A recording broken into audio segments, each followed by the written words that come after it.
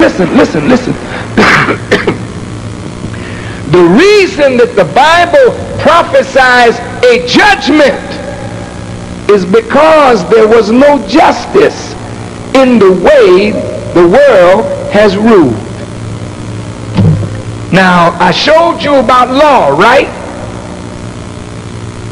With the black book and the white piece of paper.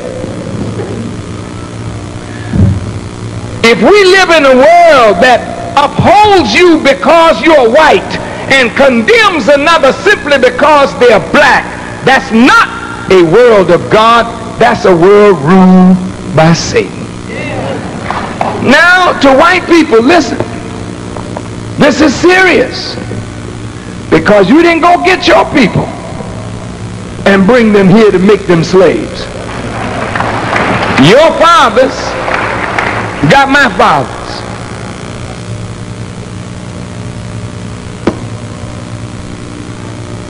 We were sold.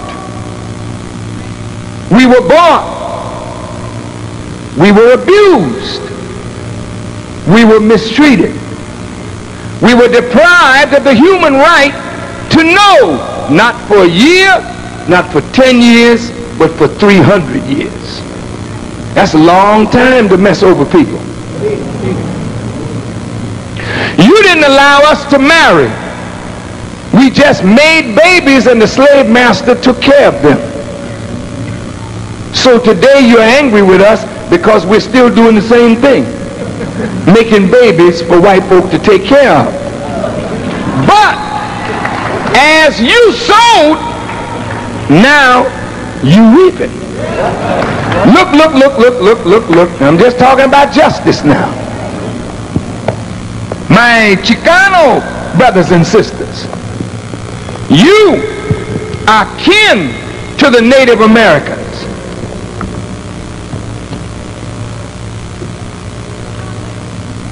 You once owned this state.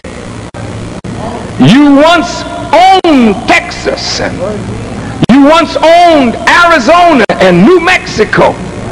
That was yours. You didn't bother these people. They came, took it from you. Made war on you, took it. Poor Native Americans here hunting and fishing. Beautiful land. White folks said, you ain't doing nothing with it. We'll take it. We can show you that no native people on this earth were bothered by your whiteness. When they saw white people, they opened up and let you in. Not only in North America, but in Central America, South America, in Africa, in the Isles of the Pacific, we have never said to you, you can't come in, you're white. Is that right? We let them in. And after we let them in, they drove us out. Then they set up things that said, you can't come in. You black, you Native American, you Chicano, you get the hell out. It's for white people. Now that's sickness. Don't get uptight with me. But I gotta say these things even to you, not to hurt you. But really, if you can take it, it'll help you. In truth. I don't say these things with malice, but it's just true. You ruined our women. You did this.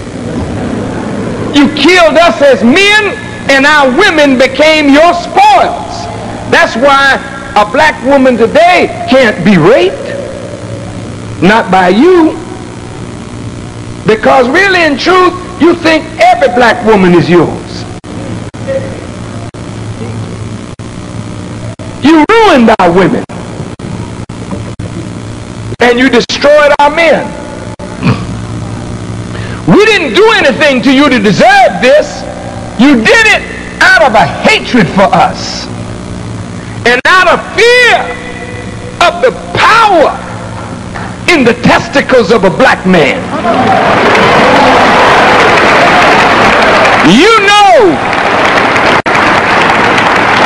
that anything that we touch ain't gonna be what it was. You know that. You can bring your sperm and put it in a black woman, and she's strong enough to make it us, even though it's you.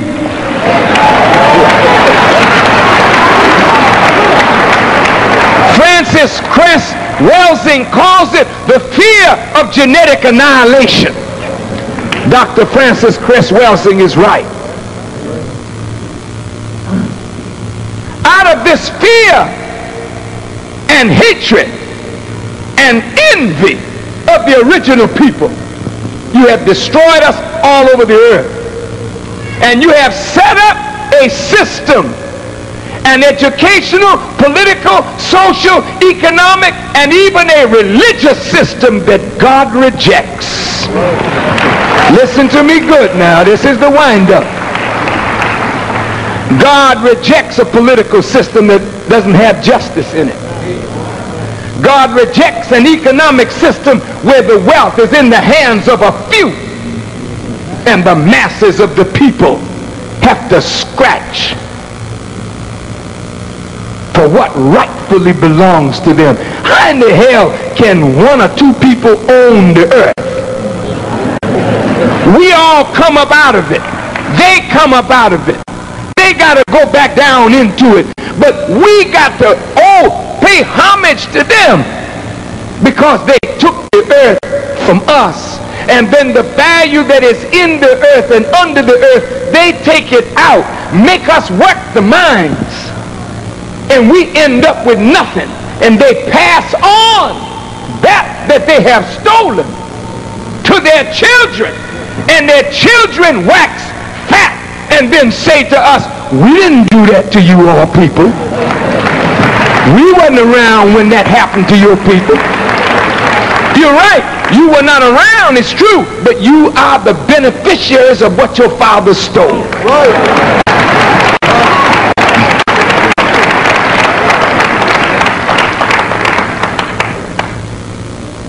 How do you straighten this out?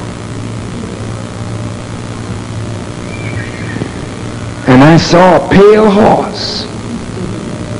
The rider was death, and hell followed closely behind.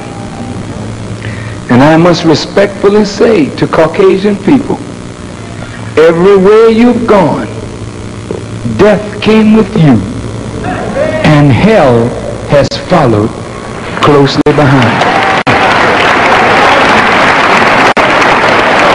I mean no disrespect.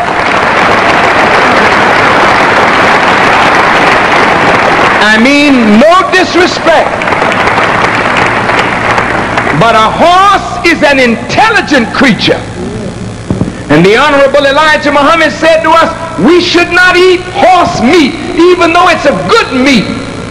To eat a horse is like eating another human being because of the supreme intelligence of a horse. But when I saw a pale horse, the rider was deaf. Each of us, the horse is a beast.